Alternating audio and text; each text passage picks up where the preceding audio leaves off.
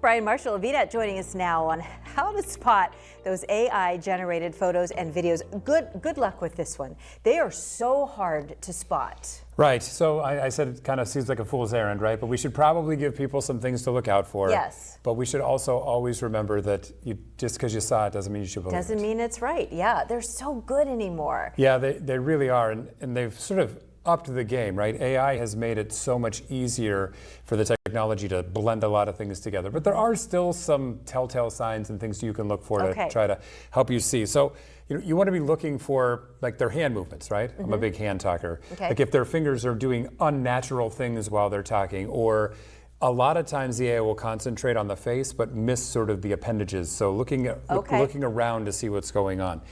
Looking at the background of the photo. Does it make sense where this is going on, the things that are happening in the background?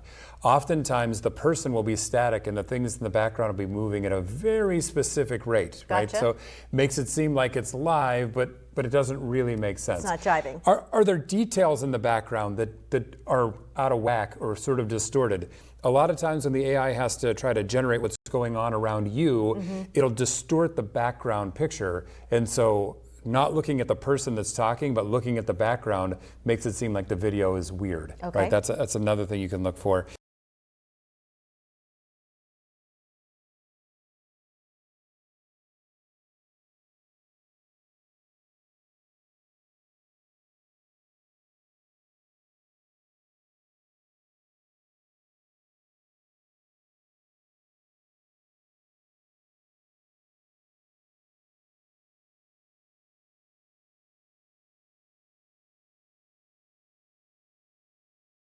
If something tweaks you and you go, oh wow, really?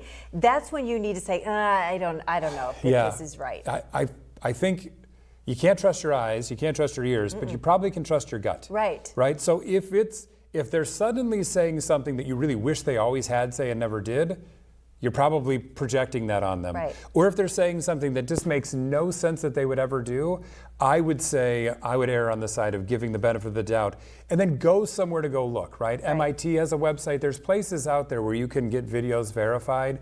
They've got, so fancy this, other AI that looks at that AI to see if the AI left any remnants that the AI did the AI. So you can use AI to undo the AI to figure it out. I love it. So you want to leverage something like that.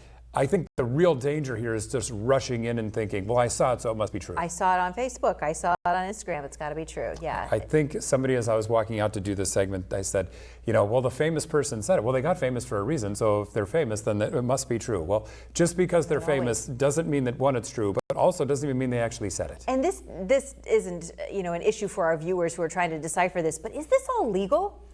No. Okay. Of course not. No, you can't use somebody else's likeness and do that, but are you going to sue the AI? Right. How are you going to, but somebody's using the AI to create I get it, but they're not taking credit. It's hard to get back to that, So just as we always say, always be mindful of what you're looking at, what you're reading, what you're hearing, because it's really hard to tell anymore. And stay safe out there, for sure. Stay safe out there. Thanks, Brian. It's always great to see you. Some great tips on that one.